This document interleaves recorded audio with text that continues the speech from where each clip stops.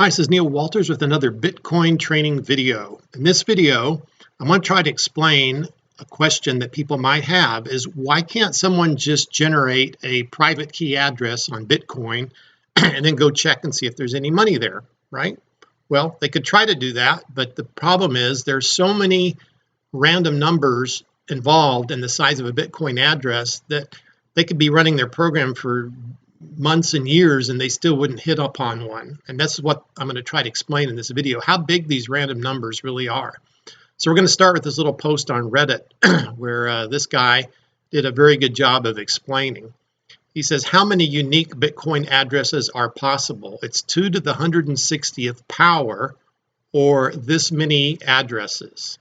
And that is one heck of a lot of addresses, right? He says, that is a big ass number, but how can you visualize such a large number? In truth, it is impossible for the human brain to properly and completely visualize an astronomically large number like this. But let's try anyway. I picked up this visualization exercise from someone else, but he says he can't remember who. Maybe it was Andreas Antonopoulos. But anyway, he says, next time you're at the beach, pick up a handful of sand.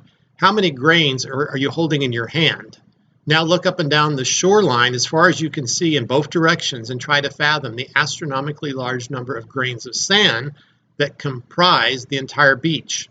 Already, this is a number virtually too large for us to fully comprehend. Okay, now imagine in your mind being able to zoom out above Earth, just like on Google Maps, until you can see the whole continent you are on, and now the number of grains of sand contained within all the beaches of that continent. Truly unimaginable. But now zoom all the way out and try to imagine how many grains of sand there are in every beach on the entire planet. Its number seemingly infinite like stars in the universe, but the number is in fact finite. There are estimated 2 to the 63 grains of sand on planet Earth. So now let's go back up here. We have 2 to the 160 different Bitcoin crypto addresses for your private keys. But there's only 2 to the 63 number of grains of sand on the Earth. Okay, 7 quintillion, it says. Now, he says, take all those grains of sand, every single one, and now imagine that every grain of sand is now a whole new planet Earth. So you're kind of like saying every little grain of sand on Earth, suppose there's another planet with the same number of grains of sand. And now you're getting a concept roughly of how many Bitcoin addresses there are. So it says it's not a useful exercise, but it's something fun to think about. Now, again, I'm a programmer, so I want to show you just some techie stuff now. If you're not techie, you can stop there, and I think you'll get the idea. But let's look at a little program I wrote in JavaScript for Node. Let me just open it here. So there is a standard called a UUID, or a GUID, and I wrote a program to generate 20 GUIDs. And then I created another random number generator to generate the number of random numbers in a Bitcoin. And just to show you real quick, I'll run that. Okay, so sorry, this is a little DOS prompt window. And there the program ran. You can see it generates those things about as fast as you could snap your fingers. And you can also see here, actually, I put these numbers in another file. So let me show you where it's easier to read. So you can see here a GUID or UUID. If you take the dashes out, the dashes are just to make it a little easier to read to someone, is 29 characters. If you look at a Bitcoin address, it's 64 characters. So let me tell you what a UUID or a GUID is first. So I did research, and there's a request for comments number 4122. I think that's from one of the engineering organizations out there, IETF, yes, IETF.org. And let me just read this to you. It says, this document specifies how 3 algorithms are used to generate what we call global unique IDs.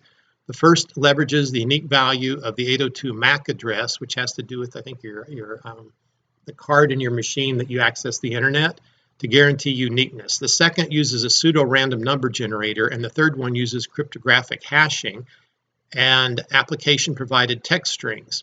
As a result, the UUIDs generated according to this mechanism here will be unique from all other UUIDs that have been or basically ever will be assigned. So we actually use these. I'm a Microsoft person. I use them in C# and a program called BizTalk. And they're guaranteed that when you call the little routine to create a new GUID or a UUID, that it's going to be unique, and no one in the whole world will ever get the same GUID. And so in other words, you could have a million people on Earth all running computers and constantly creating new GUIDs thousands of times a second, and none of us would ever have the exact same GUID. So that number is guaranteed to be globally unique. Okay? Now, let me just go on further. This specification of a uniform resource name, namespace for GUIDs, etc., is also known as GUIDs. That's what I call them. Microsoft calls them globally unique identifiers, GUID, GUID or GUID, some people say. A UUID is 128 bits long and can guarantee uniqueness across space and time. UUIDs were originally used in the Apollo network computing system and later in the open software foundations, distributed computing environment, yada-da-da-da, and then in the Microsoft Windows platforms.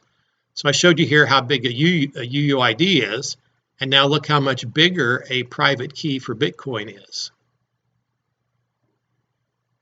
So in my random number generator here, I created some GUIDs. I did 20 of them, and then I did 20 of these numbers, and you can see how different they are. But the point is, thousands and millions of people could run the same program and they would never get that same number. It's just like beyond, it's like that grain of sand example we had a while ago. Take all the grains of sand on Earth and multiply it times itself, which would be the number, if every grain of sand was a planet and had the number of grains of sand that Earth had, that's how many numbers there are. And that's why no one could ever get your private key. So in other words, if I wrote a program right now and I just started generating these random numbers, and then I went off to the Bitcoin network and said, give me the balance of this account, the chances I would ever even find a private key that had any money in it is basically one in a, not a zillion, but in that huge number we started talking about earlier. Okay, so it's just not going to happen. Now, if I did happen to find a private key, then I would be able to drain their balance. So I guess it could be freaky enough that it could happen, but it's just practically never going to happen. So another way to think about this is, think if you're playing the lottery. How many people buy a lottery ticket? If every person in the United States bought a lottery ticket, you'd have 240 or 300 million people, like this size of a number. Now, if you multiply that by itself, by itself, by itself, by itself, and maybe one more time, that's the chances you'd win a lottery trying to get a private key of someone else, of anyone. And then even if you did, what's the chances they'd have any good money in it, right? Or any good amount of Bitcoins in it. So literally, it's like inconceivably, so it's not totally impossible. I hate to say impossible, but it's so unlikely that that's one of the things that makes the Bitcoin system safe. And that's one of the core principles that makes Bitcoin work, is the private and public key pair. Now, you can take a private key and you can run a program on that and you can determine a public key.